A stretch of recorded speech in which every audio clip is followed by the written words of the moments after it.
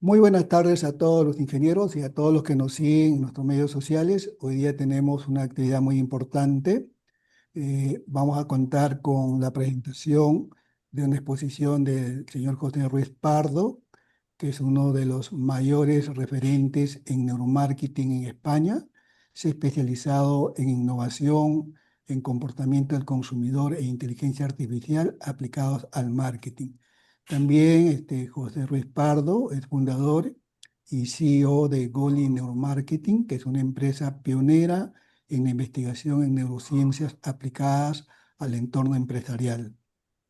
Es licenciado en informática y en psicología, con formación de posgrado en marketing, dirección comercial e innovación empresarial, por lo que combina pues, el rigor científico con el desarrollo tecnológico para analizar el comportamiento humano en entornos reales de procesos de compra, ¿no? Ha sido pionero en la aplicación de la inteligencia artificial en el análisis conductual y ha integrado metodologías neurocientíficas avanzadas en estrategias de negocio. Es un conferencista internacional reconocido y formador de equipos directivos y comerciales. Bienvenido, José Ruiz Pardo.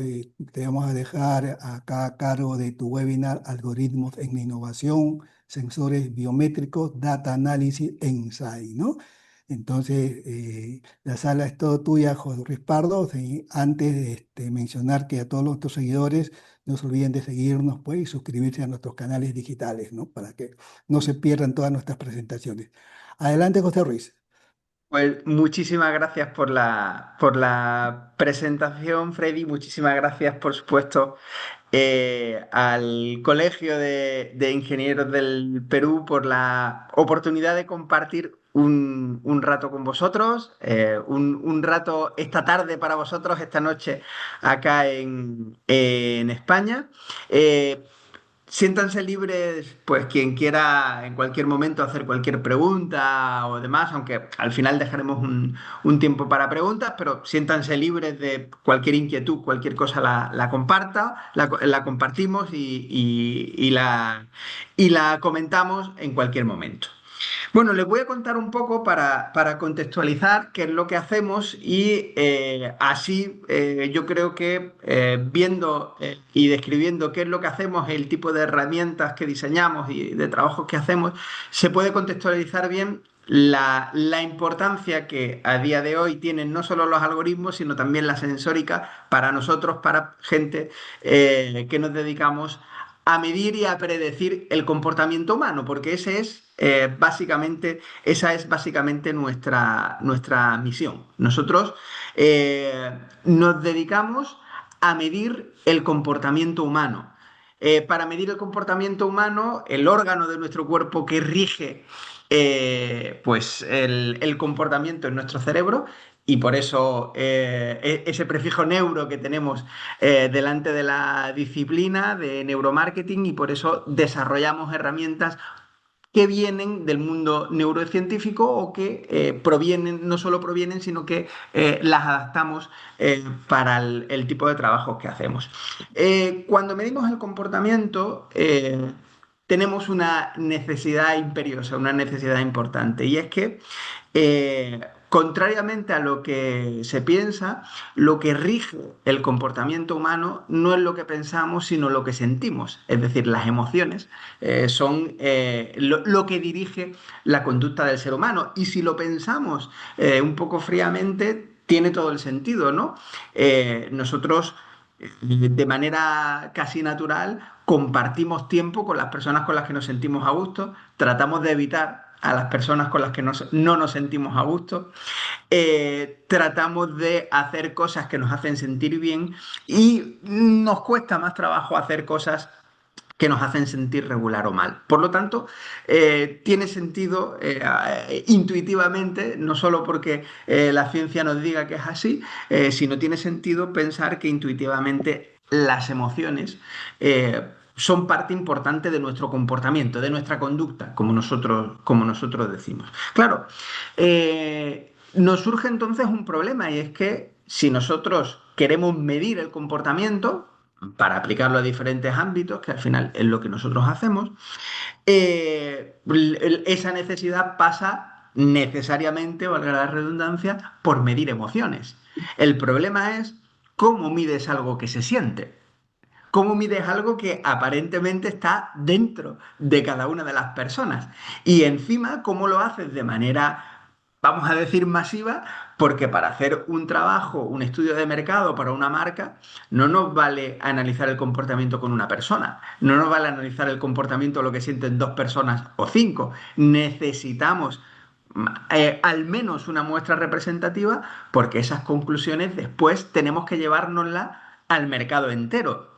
Y si esas conclusiones no las podemos inferenciar al mercado entero, probablemente le estamos aconsejando a nuestro cliente, a nuestra marca, al producto, a lo que sea con el quien estamos trabajando, le estamos aconsejando algo que después, cuando lo lleve a la práctica, al mercado, al mundo real, no le va a funcionar o no va a tener el resultado que él prevé. Con lo cual, no es una cuestión menor el medir esas emociones, el medir lo que siente tu mercado ante tu marca, ante tu producto, ante tu tienda, ante el sitio donde estás y además hacerlo de manera generalizada y con otro particular, poder hacerlo sin que la propia herramienta condicione el comportamiento que vamos a medir. Eso lo detallaré poco más adelante. Con lo cual, el reto no es pequeño, es decir, necesitamos medir emociones, necesitamos medir percepciones y necesitamos medir lo que las personas sienten. ¿Vale? Hasta la aparición no nuestra, sino del neuromarketing como disciplina, la única manera que había de hacer esto era preguntar. Pues oiga, ¿cómo se ha sentido usted o qué siente usted cuando ve este anuncio? ¿Qué siente usted al ver esta marca? ¿Qué le provoca a usted? Eso tiene dos problemas.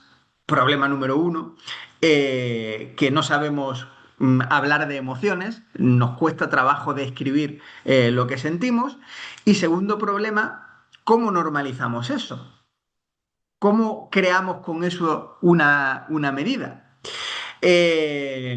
La única manera que había de hacerlo era usar escalas de tal manera que, oiga, ¿cuánto le ha gustado este anuncio que ha visto? ¿Cuánto le ha gustado de 1 a 10, dígame, o en una escala de 1 a 10, dígame cuánto le ha gustado? Pero claro, sí, eso es una manera de normalizar en medición de emociones.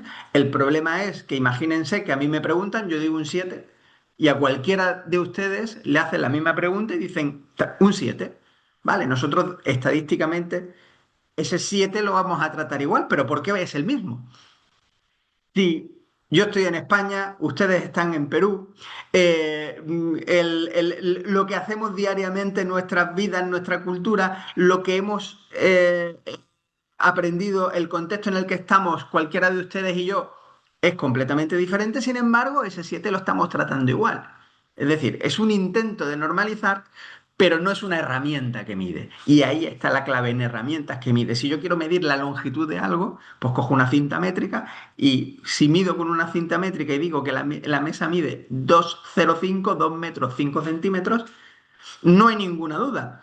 Y si usted coge en Perú una cinta métrica y mide otra mesa y mide 2,05, podemos estar completamente seguros de que esa mesa en Perú y esta mesa acá en España miden exactamente lo mismo, porque tenemos un instrumento, una herramienta normalizada que mide, en este caso, longitud. ¿Vale? Pues ese es el reto, o ese era el reto, poder crear herramientas, instrumentos que midan lo que sentimos, que midan emociones. Para medir emociones tenemos que entender un poco, en primer lugar, qué es una emoción y cómo actúa. Lo resumo muy rápido porque el propósito del seminario, del webinar, no es dar una clase de psicología o una clase de emociones, sino ver cómo aplicamos tecnología para medirlas, pero si hacen falta, pues un concepto o dos conceptos básicos para entender cómo con sensórica y cómo con algoritmos podemos medir emociones y podemos medir comportamientos. Las emociones hemos dicho hace un momento que rigen nuestra conducta. Las emociones eh, actúan siempre en tres planos, en tres capas distintas de cada ser humano, ¿vale? La primera capa es en cómo actuamos, ¿vale? Es el plano conductual. Pues imagínense, vamos andando con el teléfono en la mano hablando por WhatsApp, nos acercamos a un cruce de una calle, pero no nos damos cuenta y escuchamos el claxon de un automóvil, ¿vale? Cuando escuchamos el claxon, nos paramos inmediatamente, ¿vale? Si yo ese comportamiento lo hubiese tenido que hacer razonado, hubiese tenido que pensar, oye, es posible que a lo mejor me vayan a atropellar porque ha sonado un claxon, una señal. Ya me ha pillado el coche, ya me ha atropellado el auto antes de que yo me haya parado. Sin embargo, ha sido algo muy rápido, ha sido algo inmediato. Ha sido escuchar, casi acción-reacción, ¿no? Escuchar la bocina del coche y pararme. ¿Vale?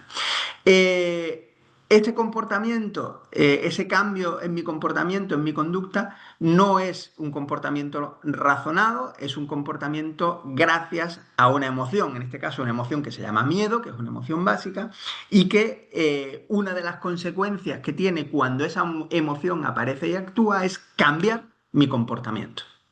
¿Vale? Las emociones además tienen una particularidad y es que se pueden modular, es decir, podemos cambiar los efectos que tiene una emoción, pero no se pueden parar. Una vez que una emoción aparece, esa emoción cumple su cometido y su función. La segunda característica que tiene una emoción es que actúa en nuestra forma de pensar, ¿vale? Acelera nuestra forma de pensar, la desacelera, pone el foco de atención en determinados sitios. Ahí en ese ejemplo, mi foco de atención estaba en el teléfono porque yo iba hablando por WhatsApp y de pronto cuando escucho el claxon no solo me he parado, sino mi foco de atención rápidamente ha cambiado y se ha ido al automóvil.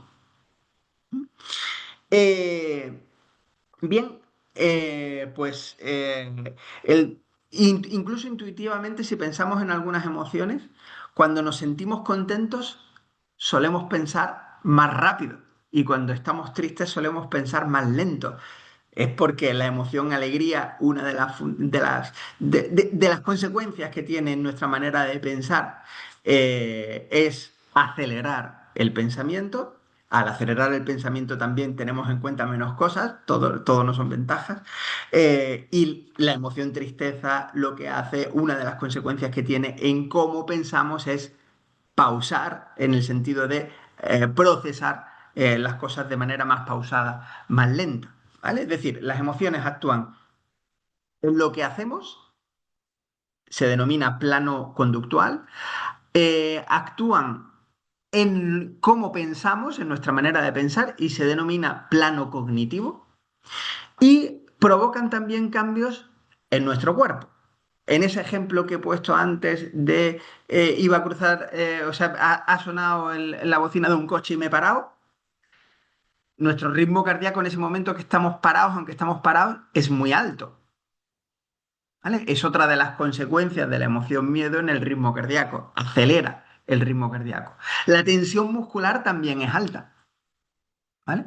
Si la te- el- e incluso en ese caso del miedo sudo. ¿Vale? Es decir, en este caso una emoción, la emoción miedo, ha provocado también cambios en mi fisiología, en mi cuerpo. ¿Vale? Y se llama plano fisiológico. Es decir, yo no puedo meterme dentro de la cabeza de una persona para saber lo que está sintiendo. Pero si mido su ritmo cardíaco, mido su tensión muscular, mido cómo piensa y de alguna manera veo cómo cambia su conducta, cómo cambia su comportamiento, puedo deducir que lo que está presente en ese momento es una emoción que se llama miedo, porque cada emoción tiene unos correlatos fisiológicos, unos correlatos cognitivos y unos correlatos conductuales. Eso es lo que puedo medir. No puedo meterme dentro de la cabeza de la persona para saber lo que siente, pero sí puedo medir las consecuencias que esas emociones provocan en el cuerpo. Con lo cual, para medir emociones, ¿qué necesito? Pues alguna herramienta que me permita entender qué ocurre en el plano conductual, es decir, que me permita medir comportamientos y que la gente iba andando y de pronto se ha parado o hace determinadas cosas, que me mida algo en el plano cognitivo, pues podemos medir la velocidad de procesamiento, podemos medir qué áreas cerebrales intervienen en cada momento para deducir dónde está y cómo se mueve el foco de atención. Y en el plano fisiológico, ¿vale? Podemos medir el ritmo cardíaco, podemos medir la sudoración, podemos medir la tensión muscular, ¿vale? Todo eso podemos, y sabiendo qué correlatos tienen cada una de las emociones, podemos empezar o podemos medir emociones, teniendo en cuenta que la gama de emociones del ser humano no son ni dos, ni cuatro, ni ocho, ¿no? Son de cientos o incluso de miles, dependiendo del sustrato teórico en el que nos basemos de emociones. Bien, pues ya tenemos una pista de cómo podemos medir cosas que aparentemente están dentro de uno, ¿no? Cosas que se sienten.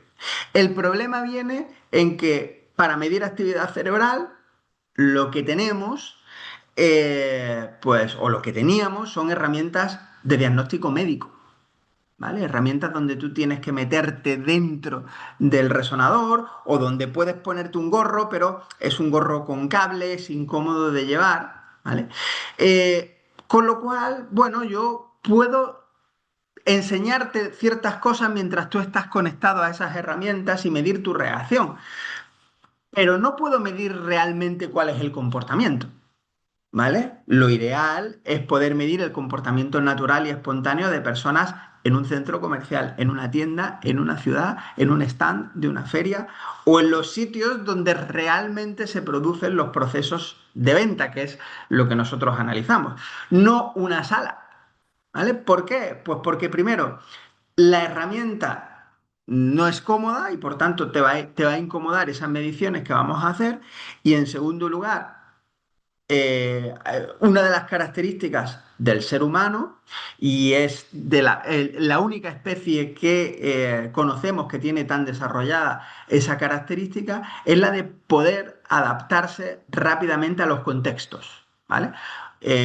Ustedes son las mismas personas cuando están en casa con su familia, cuando están con sus hijos, cuando están en el trabajo, cuando están en una clase o cuando están paseando, pero el comportamiento no es el mismo. Adaptamos nuestro comportamiento al lugar y al contexto donde vamos y lo hacemos sin darnos cuenta. Y de hecho, hay una pregunta muy típica cuando te invitan a algo donde no has ido nunca, que es, oye, ¿cómo hay que ir vestido allí? O buscas, o preguntas, o buscas imágenes porque la ropa comunica, ¿vale? Y la ropa es una herramienta que usamos para adaptarnos a los contextos y necesitamos esa información para saber cómo adaptarme a ese contexto, ¿vale? Con lo cual, tenemos una capacidad muy alta de responder condicionados por el contexto, porque el contexto dicta cómo tenemos que comportarnos. Por tanto, si yo para analizar cuál es el comportamiento del consumidor ante dos productos, lo que hago es en una sala enseñarle los dos productos o en una pantalla enseñarle los dos productos, difícilmente, salvo cosas muy básicas, voy a poder trasladar esas conclusiones a cuando esos dos productos estén expuestos en un supermercado o en un centro comercial. ¿Por qué? Porque el contexto es diferente. Y cuando yo medí, tenía un contexto distinto a cuando esos productos están en su contexto natural, que es en una tienda. Con lo cual, ya tengo la pista de cómo medir. El problema es que las herramientas para medir que venían del mundo fundamentalmente médico, del mundo del diagnóstico médico, me condicionaban el comportamiento, ¿vale? Esa es la vía por la que nosotros empezamos y es decir, oye, si tenemos que medir el comportamiento, tenemos que medir emociones, tenemos que medir lo que las personas sienten en entornos naturales, sin que la propia herramienta condicione el comportamiento, esto nos obliga a desarrollar herramientas nuevas. Esto nos obliga a explorar cómo convertir un gorro lleno de cables en algo discreto y llevable. cómo convertir un electrocardiógrafo o un electromiógrafo en una herramienta discreta que se pueda llevar y que no condicione el comportamiento. Les voy a enseñar algunas de las herramientas que en ese sentido hemos desarrollado. La que está a la izquierda, que aparentemente es una gorra, bueno, aparentemente y es una gorra, pero en realidad es un dispositivo NIRS para medir actividad cerebral. Con lo cual es completamente inalámbrica, con lo cual una persona puede llevar ese dispositivo en una tienda, en un supermercado, mientras está comprando. Nosotros estamos registrando y analizando su actividad, recibiendo y analizando su actividad cerebral. La persona no está atado a un cable a una máquina, no lleva una herramienta que le haga sentir incómodo. Y algo también fundamental es que las personas que están alrededor no se van a extrañar porque hay una persona con una gorra. ¿Vale? Sin embargo, sí se extrañarían probablemente si llevase pues, un casco lleno de cables. ¿Vale? ¿Qué hicimos aquí? Pues lo que hicimos fue coger un sensor que ya existía, ¿vale? Un tipo de sensor. Lo que se usa aquí son sensores NIRS, es decir, son sensores que miden actividad cerebral a través de tecnología óptica. Es un infrarrojo que sale del sensor, el infrarrojo rebota en la hemoglobina con un ángulo determinado y lo que recibimos es el rebote. Con lo cual, en realidad lo que estamos midiendo es la afluencia de hemoglobina al área que está debajo del sensor.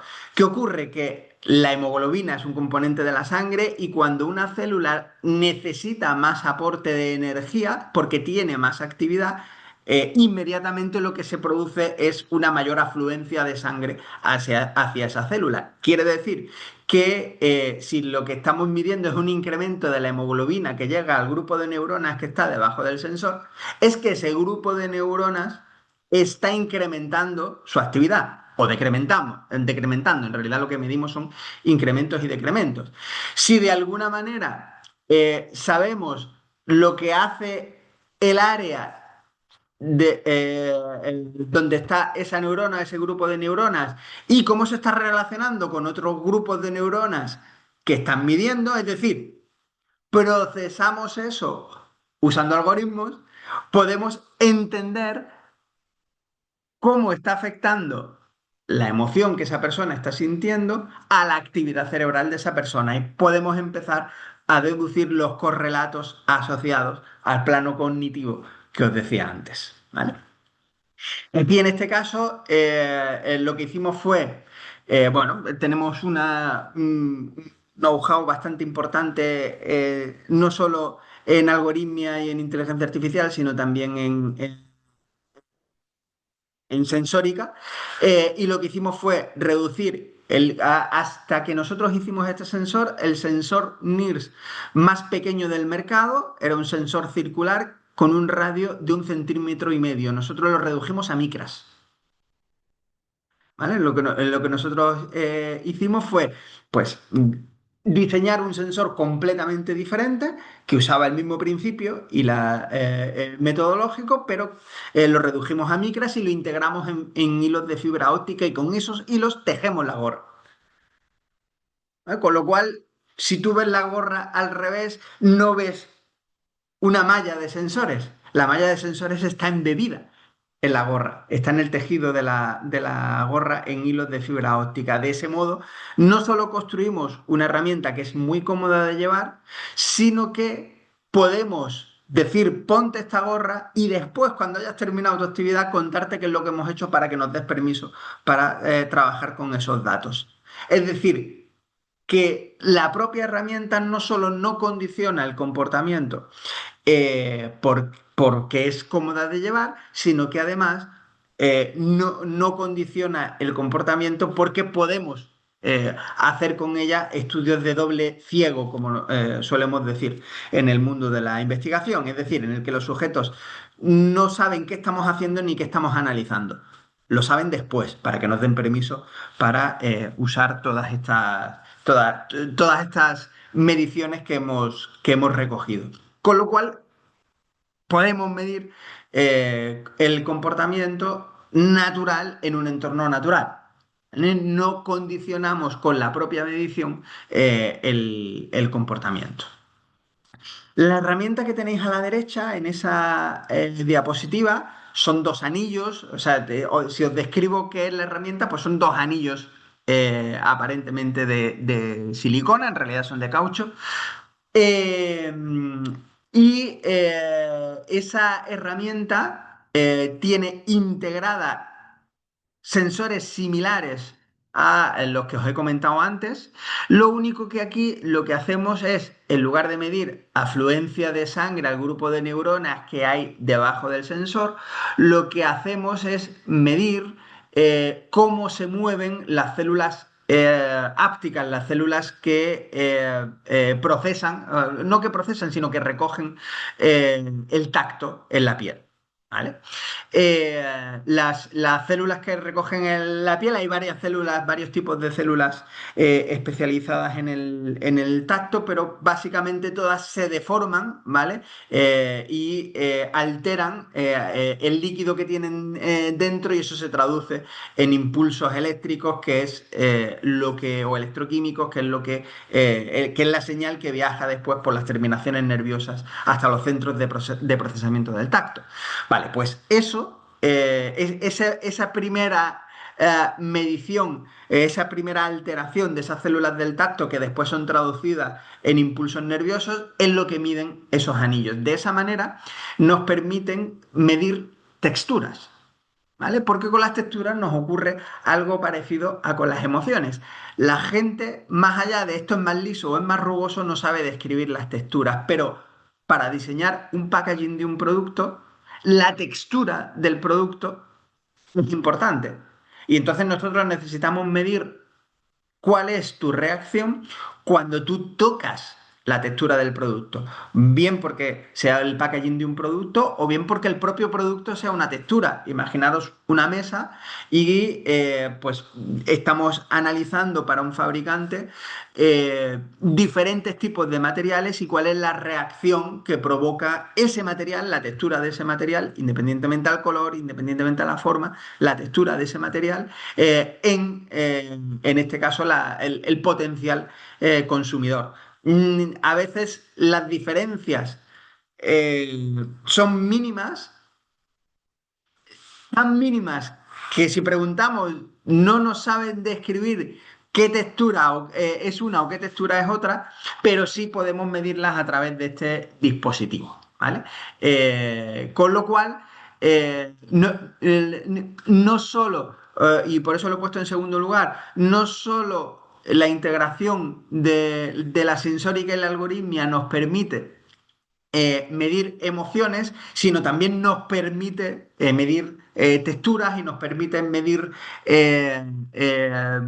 nos permiten medir de una manera objetiva cosas que son difícilmente descriptibles o que tienen una carga de subjetividad muy importante y eso nos permite, como os decía al principio, poder hacer mediciones con instrumentos normalizados y de tal manera que en todas las personas sea el mismo instrumento, sea la misma escala y no tenga la carga de subjetividades que os decía con el ejemplo de medir y poner las cosas en una escala del 1 al 10. Os sigo enseñando dispositivos, ¿vale?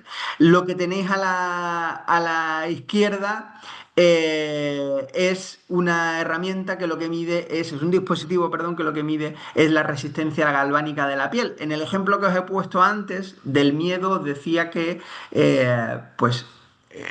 cuando tenemos miedo sudamos, ¿vale? Las emociones alteran y provocan tienen muchos correlatos fisiológicos, pero es muy habitual que algunos relacionados con la sudoración sean algunos de ellos, ¿vale? Pues eso es lo que medimos con esta herramienta. Esta herramienta en realidad pues es una correa de caucho ajustable con dos sensores.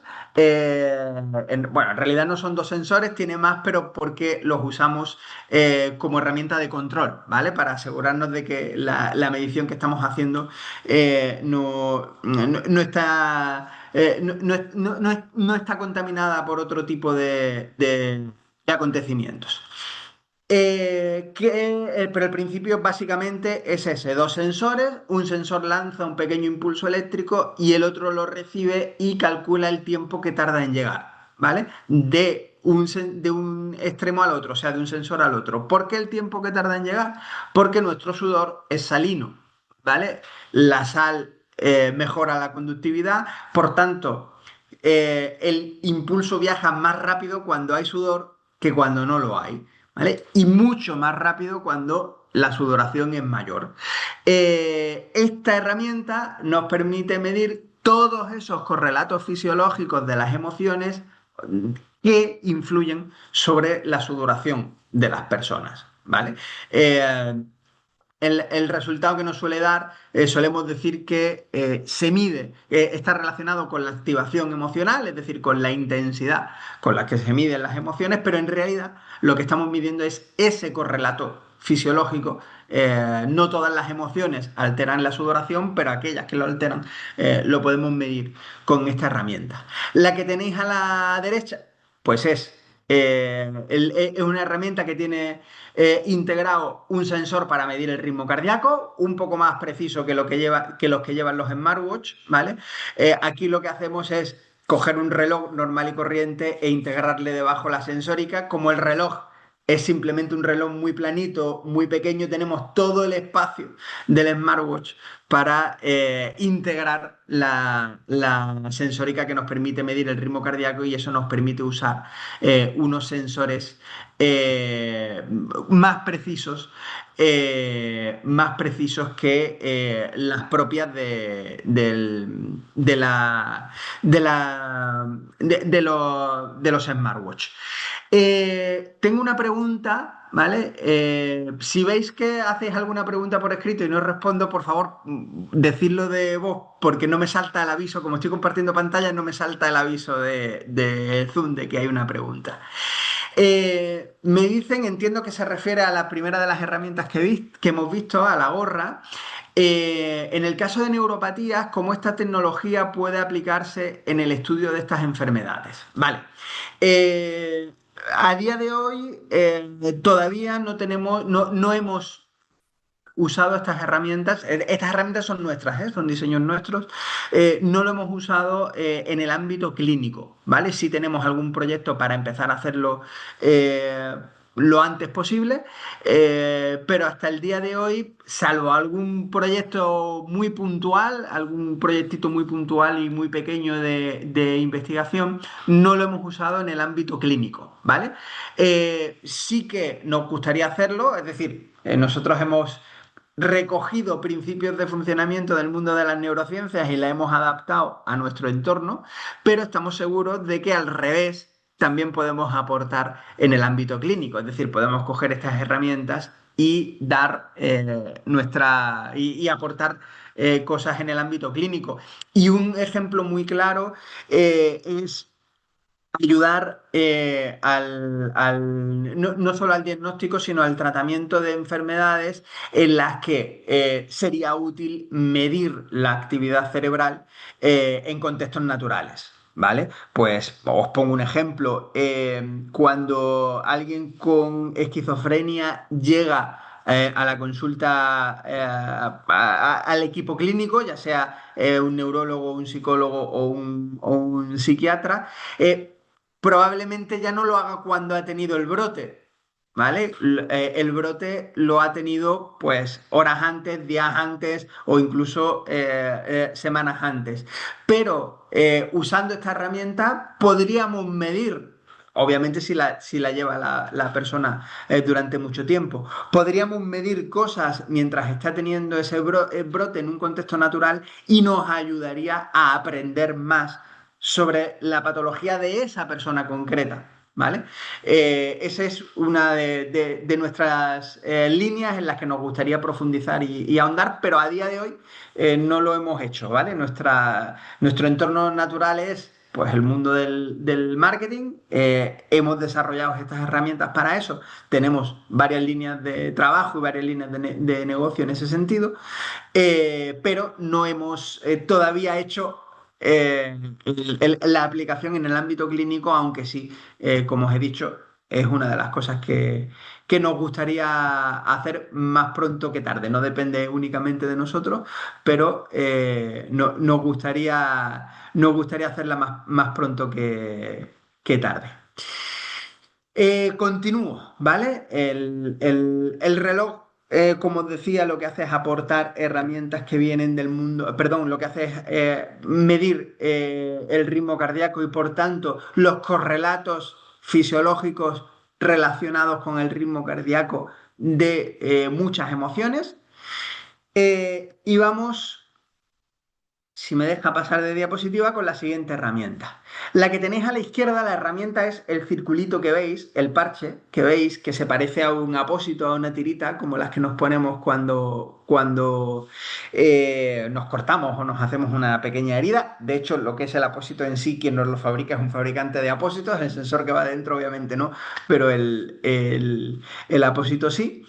Eh, y esa herramienta nos permite medir la tensión muscular. Es un electromiógrafo, o sea, es la misma herramienta que se usa en fisioterapia para medir cómo el músculo se elonga y se contrae. Los fisioterapeutas lo usan para entender que la flexión y extensión del músculo es correcta o no es correcta o es patológica. Nosotros lo usamos para medir la tensión muscular y poder abrir dos vías dentro de nuestros trabajos. En primer lugar, los correlatos fisiológicos relacionados con la tensión muscular relacionados con algunas emociones, por lo tanto también la usamos para medir emociones, pero además podemos medir cosas como el esfuerzo al abrir una puerta, ¿vale? Ese ejemplo que os he puesto, ese es el de un caso real, de un trabajo que hicimos pues hace un par de años, creo recordar, en el que para un fabricante de mamparas de baño medíamos lo que sentían las personas cuando abrían la mampara, y no solo lo que sentían, las emociones y cómo se sentían y lo que podían sentir cuando abrían y cerraban la mampara, sino el esfuerzo que tenían que hacer, y por lo tanto les decíamos si la relación esfuerzo, vamos a llamar fortaleza física de sus consumidores, pues era adecuado, o tenían que invertir más en investigar cómo hacer esa apertura más suave, ¿vale? Es decir, no solo nos permite medir los correlatos fisiológicos relacionados con las emociones que alteran la tensión muscular, sino que además nos permite medir el esfuerzo, vamos a decirlo así, la tensión muscular necesaria para hacer alguna actividad que sea interesante para estudiar, para nosotros o para el cliente con el que estemos trabajando. La de la derecha está a punto de ser evolucionada, ¿vale? Ahora mismo es una banda, ¿vale? Que se coloca alrededor del estómago y tenemos ya prácticamente lista. Tenemos que solucionar pues un par de problemas de integración, pero ya la tenemos prácticamente lista, y será sustituida por unas pegatinas que se podrán poner incluso encima de la ropa. Esta puede ir encima de la ropa, pero es una banda visible. Las pegatinas no serán visibles. Y lo que hace es medir los movimientos del estómago, la motilidad gástrica, ¿vale? Esto, aparte de permitirnos, o sea, la herramienta en sí es un electrogastrógrafo, ¿vale? Es una herramienta que se usa en el ámbito sanitario. Lo que de nuevo hemos hecho es, igual que en la anterior, investigar y ver la manera de rediseñar el sensor y después de interpretar los datos que recogemos de ese sensor. Al final, todas estas herramientas lo que nos arrojan es un volumen de datos importante, y lo que necesitamos es que esta información nos llegue lo más ordenada posible, y ahí es donde intervienen el diseño de algoritmos. Como os decía, esta herramienta lo que registra son los movimientos del estómago. Esto nos permite dos cosas. Cosa número uno, abrir un campo de investigación en cosas que se ingieren, ¿vale? En productos que se ingieren. Y dos, medir ese efecto que solemos decir coloquialmente como comer por los ojos. Resulta que cuando nosotros vemos un producto que nos apetece comer, nuestro estómago se mueve, pero se mueve con unos movimientos diferentes a los movimientos propios del estómago cuando está digiriendo, cuando estamos comiendo. Con lo cual nos permite medir de manera objetiva ese efecto de comer por los ojos tan importante en estudios gastronómicos o en productos relacionados con la alimentación. Veo que hay alguna pregunta más. Me paro un segundo.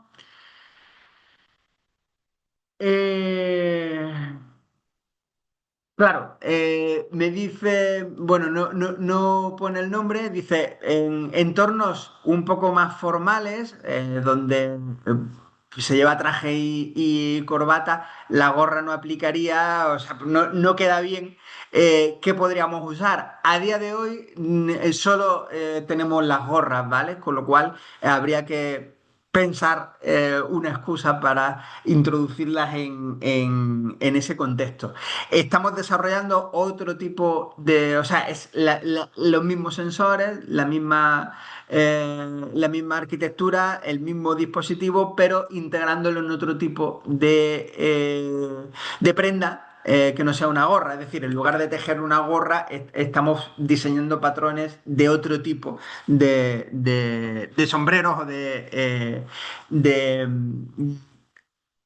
prendas que se llevan en la cabeza. Pero a día de hoy solo existe la gorra.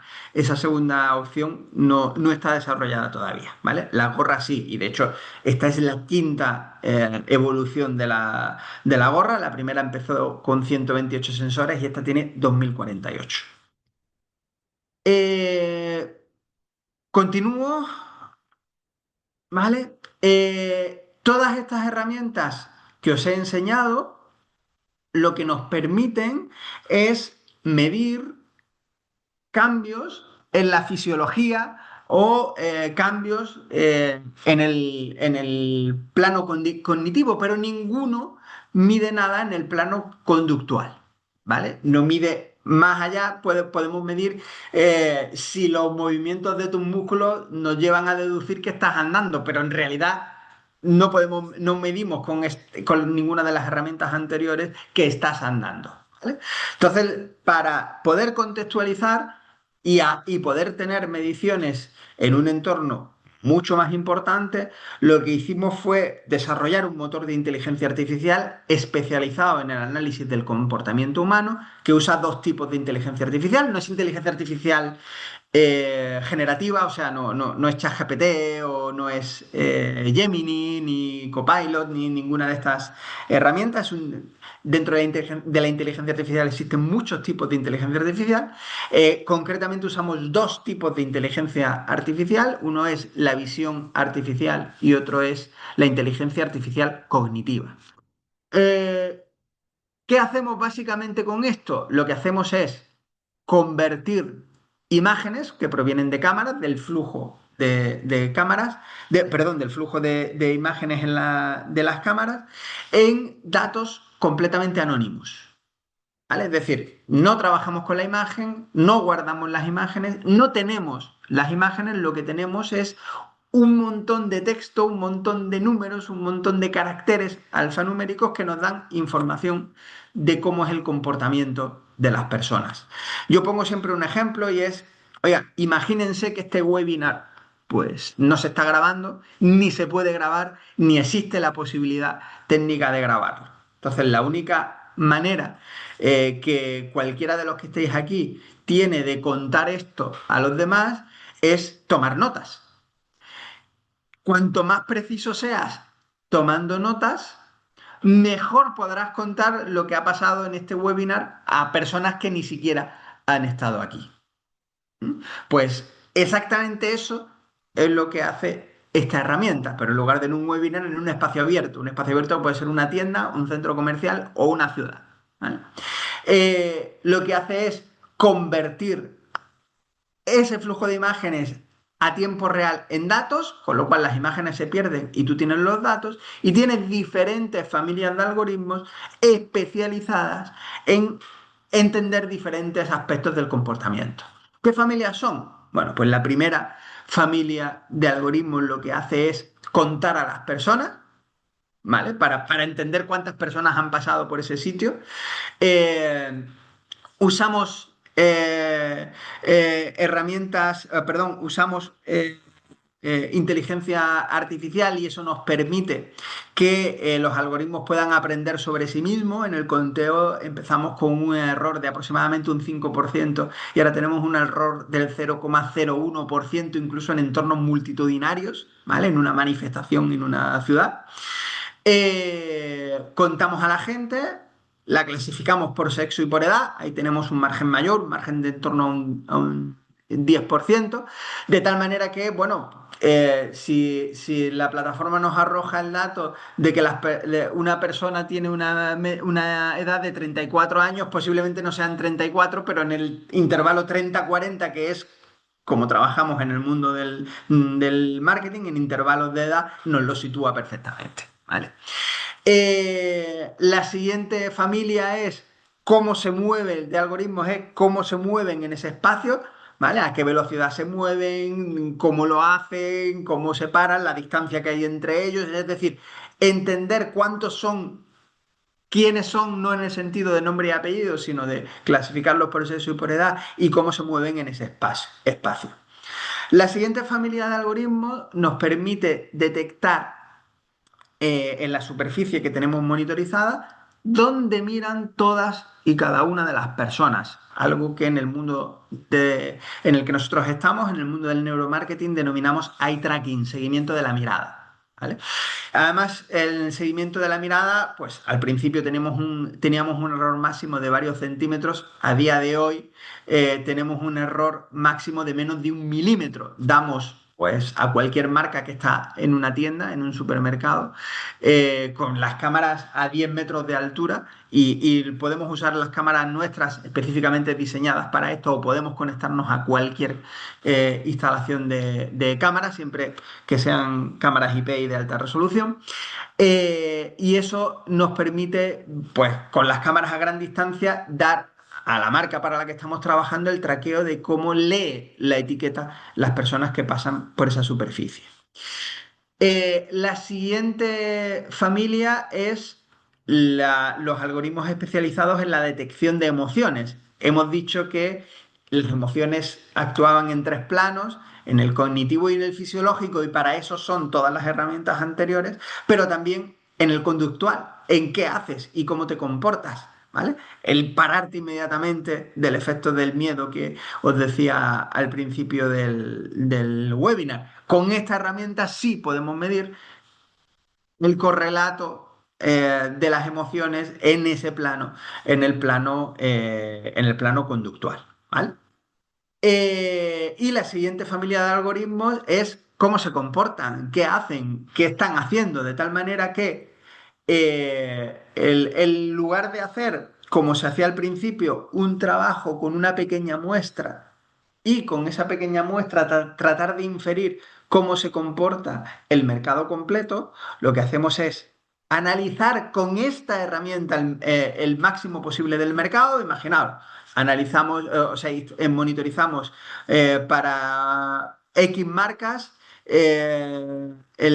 todos los centros comerciales o los supermercados de un país, de determinadas provincias, de determinadas ciudades, o para también nuestro cliente habitual, que son cadenas de tiendas, el comportamiento de la gente dentro de sus tiendas, ¿vale?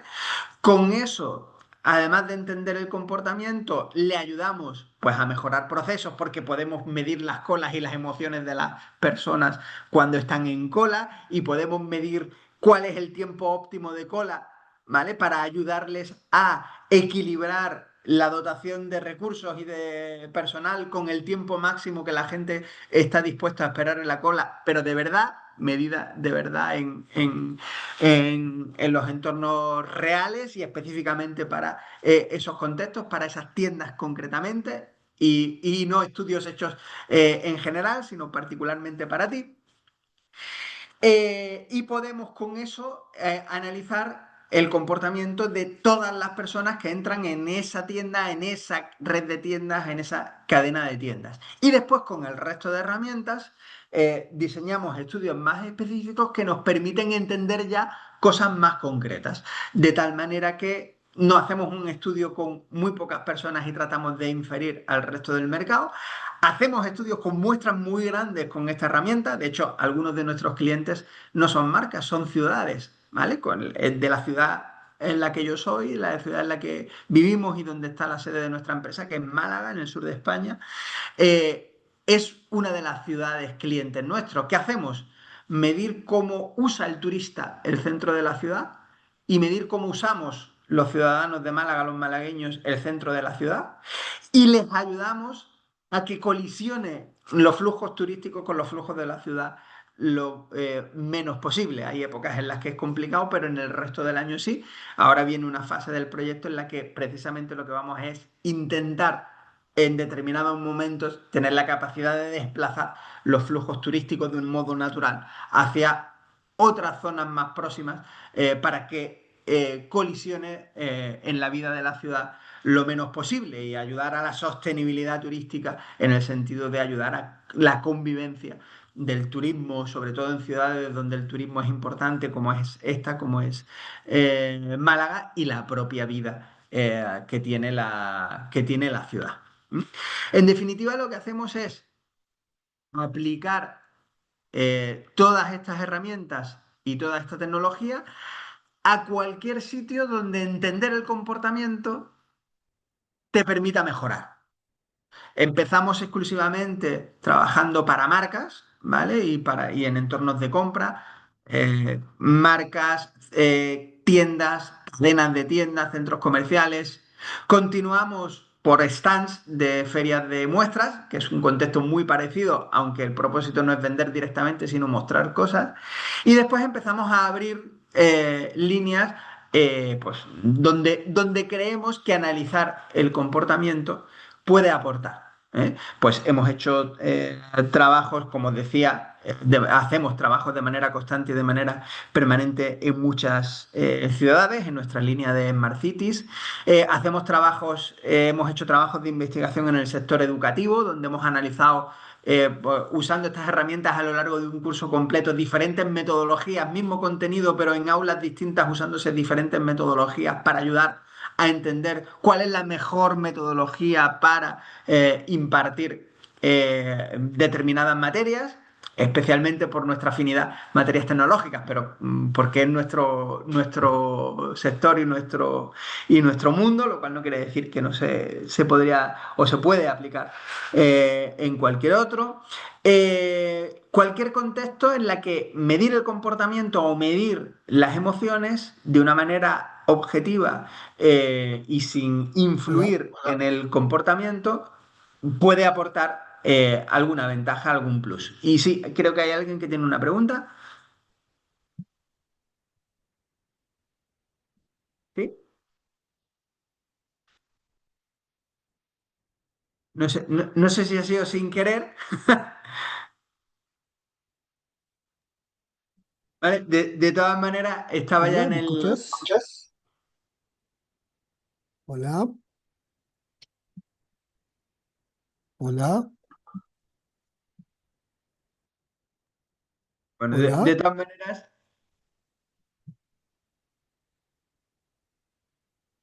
maneras, si quien sea sigue teniendo esa inquietud, pues la puede volver a- a levantar la mano o a preguntar en cualquier momento. Si no os importa, voy a dejar de compartir pantalla, ¿vale? Y así veo os veo las caras, si alguien tiene alguna pregunta de esa manera, os puedo ver y mira, de hecho, al dejar de compartir pantalla veo una mano levantada de Alfredo.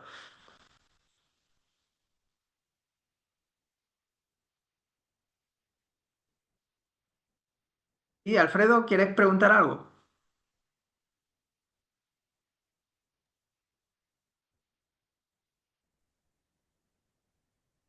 No sé si tienes la mano levantada de antes, la has levantado sin querer. El problema que tiene es que cuando compartes pantalla no veo la imagen con vuestras pantallas, entonces no veo si levantáis la mano. Bueno, ¿me escuchas ahí? Yo perfectamente, Freddy. Ok, tampoco veo la mano levantada por acá, a ver. Ah, creo que no levantó la mano, ¿no? Alfredo. Muy bien, vamos a ver, José Ruiz. Muy interesante la presentación, ¿no? El tema de la neurociencia, la aplicación de la neurociencia en el marketing que nos dio el neuromarketing es muy interesante. Yo recuerdo que tú sabes, como ingeniero, nosotros en el mundo académico no nos enseñan nada de ventas, ¿no? Cuando la venta es muy importante, ¿no? Lo primero que hay que aprender es a vender, ¿no? Si no, no podemos tener Justo. éxito, pero increíblemente nadie nos dice eso, nos dicen todo lo contrario, ¿no? Me acuerdo cuando yo entendí esto y empecé a estudiar ventas, siendo ingeniero, lo primero que escuché fue de mi líder que decía, no, el producto no vende, lo que pasa es cómo lo vendes, ¿no? O sea, cómo Efectivamente. creas emoción, o sea, cómo creas el deseo, cómo creas el miedo, cómo creas el FOMO, eso es lo que vende. Cuando nosotros como ingenieros nos enfocamos en el producto, ¿no? Al final el El producto no producto, vende, correcto. no es cómo Sí, lo vende, ¿no? Y aparece el neuromarketing, increíblemente otra vez aparece la tecnología con los sensores y cómo podemos medir nosotros la emoción, es algo también nuevo para mí, ¿no? Entonces, ¿cómo medimos las emociones? Y pero aquí surgen muchas preguntas, ¿no? Acá hay una que tenía apuntada es, ¿no? De acuerdo a tu experiencia, ¿qué limitaciones tú ves? En el momento actual o qué es lo que impide que la inteligencia artificial interprete con mayor precisión las señales emocionales, ¿no? Y cognitivas del consumidor. Porque sabemos que la IA no tiene emoción, ¿no?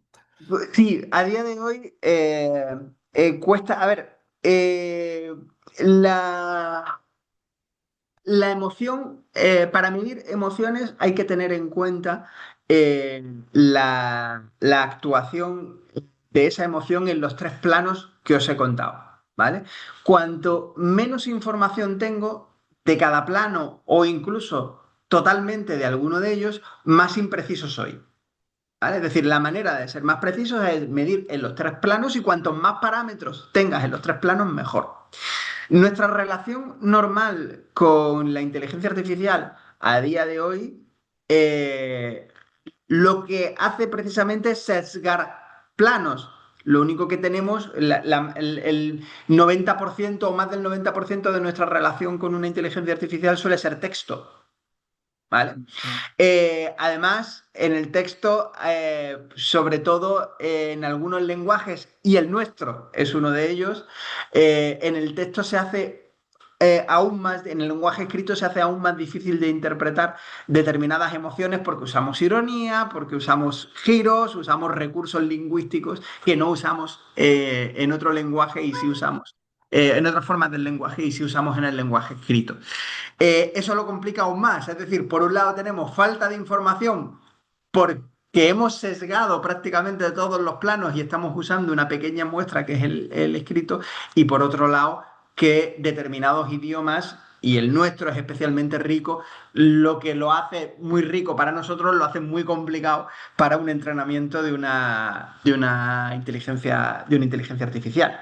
Y eso hace que, pues a día de hoy sea complejo, pero es complejo porque no porque a la inteligencia artificial le resulte complejo en sí, sino porque le llega mucha menos información de la que nosotros usamos para procesar las emociones.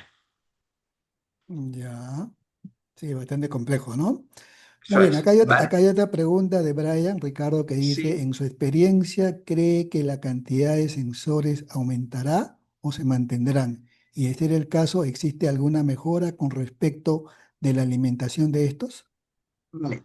El número de sensores a día de hoy, fíjate, nosotros en concreto con las gorras, pues el desarrollo de la primera gorra, si mal no recuerdo, es hace 10 años, si mal no recuerdo.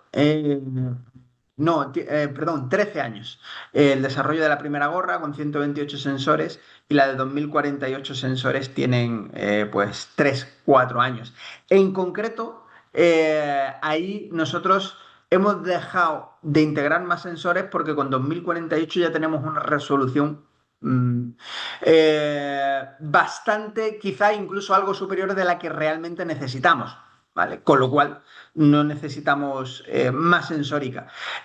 Cosa diferente es que conforme siga avanzando la tecnología, también avance la investigación, también necesitemos más datos para ser aún más precisos y entonces volveremos a tratar de integrar un número de sensores mayor. Pero en concreto en esa herramienta ahí hemos parado, en otras herramientas pues hemos evolucionado en el número de sensores porque se necesita más información y obviamente la alimentación es el gran problema de toda la sensórica en general. ¿Vale? Sobre todo la clave está en la investigación de los componentes de las baterías y no solo en que alimenten, sino en otro aspecto también muy importante, sobre todo a la hora de integrarlo pues en herramientas de este tipo, que es el calor. ¿Vale? No solo necesitamos que nos alimente durante horas, en nuestro caso, todas las herramientas, la que menos durabilidad tiene la batería es la de los anillos. Y los anillos tienen la batería, una duración, salvo deterioro de la batería, tienen una duración aproximadamente de una hora, ¿vale? Teniendo en cuenta que nos hacen estudios con una sola persona que la lleve puesta durante una hora, nos da una autonomía importante, porque obviamente pues no tiene solo dos anillos, no tiene solo los anillos se ponen en pares, ¿vale? Se ponen de dos en dos. No solo tenemos dos, tenemos varios juegos, con lo cual podemos tener a varias personas usándolos a la vez o tener unos cuantos cargando mientras estamos usando otra. Esa es la que menos autonomía tiene. Pero obviamente el gran reto de la sensórica en general y de la electrónica en general, el gran reto de este siglo es la alimentación, ¿vale? Pérdidas, o sea, hacer la alimentación lo más eficiente posible e indirectamente en esas pérdidas también va el calor que afecta no solo la temperatura, no solo afecta a lo que hay alrededor e incluso a la medición que puedes estar haciendo, sino que además parte de ese calor puede ser debido a la ineficiencia de la propia batería y que parte de la energía la estés perdiendo en calor, ¿no? Muy bien, creo que ya estamos en hora. A ver, una última pregunta. Con el avance de la biometría, la inteligencia artificial, los análisis predictivos del comportamiento, ¿dónde cree que va a estar el límite ético y regulatorio en los próximos años? Pues ese es otro de los grandes retos en este sector, encontrar el equilibrio a nivel gubernamental entre la regulación y el avance, ¿vale? Tenemos la experiencia reciente de la Ley de Inteligencia Artificial en la Unión Europea que impide el desarrollo en determinadas áreas, lo cual ya no es solo que nos haga ser menos competitivos a nivel mundial y el mercado prácticamente es internacional, es mundial, sino que pone trabas a la hora de avanzar en ciertos aspectos en los que está bien regular para que no perjudique, pero el límite también está en tampoco cortar y sesgar los beneficios en el ámbito sanitario. Se podrían hacer en Europa más avances si la legislación no hubiese sido tan restrictiva y esas investigaciones se están desplazando fuera en este caso, de la Unión Europea. Obviamente, en el caso de la ética, para mí, y esto es una opinión muy, muy personal, tiene un doble aspecto, ¿vale? Estamos acostumbrados a relacionar la ética con la herramienta. ¿Vale? Oye, con el avance de la inteligencia artificial, ¿dónde va a ir la ética de la inteligencia artificial? Con la ética o sea, o dónde va a ir la ética de la biometría. Y la ética no es de tecnología y no es de herramientas, es de personas. ¿Vale? Entonces, a mí lo que realmente me preocupa no es la relación ética-herramienta, sino que necesitamos más ética que nunca en un mundo en el que cada vez en la educación nos preocupamos menos de los valores y de la ética. ¿Vale? La ética no va relacionada con las herramientas, ¿vale? Tú puedes usar un cuchillo para matar a una persona o lo puedes usar para darle un buen corte a un jamón, que es un producto muy típico español, y el propio corte realza el sabor del jamón, ¿vale? El cuchillo no es malo ni es bueno, es el uso que se hace del cuchillo. Por tanto, la ética no va con la herramienta. Y a mí lo que realmente me preocupa en el desarrollo tecnológico que estamos viviendo y en la época que estamos viviendo es que cada vez más ligamos el comportamiento ético a las herramientas. Hay que regular la ética y hay que regular el comportamiento y la ética de la inteligencia artificial, hay que regular el comportamiento y la ética en la biometría. No, no, la ética, no digo que eso esté mal, pero digo, la ética no es de herramientas, no es de tecnología y no es de electrones, es de personas, ¿vale? Entonces, estamos necesitando eso cada vez más, sin embargo, le prestamos cada vez menos atención en el ámbito educativo y no solo a nivel gubernamental, en las familias también ocurre, a los valores, a la moral, a la ética, a los comportamientos, al civismo, ¿vale? Con lo cual, a mí realmente eso es lo que me preocupa, ¿vale? No es el avance tecnológico y la ética relacionada con el avance tecnológico, no, no, es el avance tecnológico en un mundo en el que cada vez le prestamos menos atención. Es muy cómodo decir que alguien tiene que desarrollar la ética relacionada con la inteligencia artificial, pero no es tan cómodo decir hasta dónde te preocupas en los valores de tus hijos, de tus sobrinos, de tu familia y de tu entorno. Hasta dónde te preocupas en la ética no relacionada con herramientas en general en ese entorno, ¿vale? Porque eso es lo que nos va a hacer que actuemos éticamente cuando usemos las herramientas, porque las herramientas no tienen ética, somos las personas. Muy bien, José, muchas gracias. No me queda pues nada más que agradecerte en nombre del capítulo de Ingeniería Electrónica del Colegio de Ingenieros del Perú, aquí en Lima, por tu brillante presentación y por transmitirnos tus conocimientos que nos ayudan muchísimo.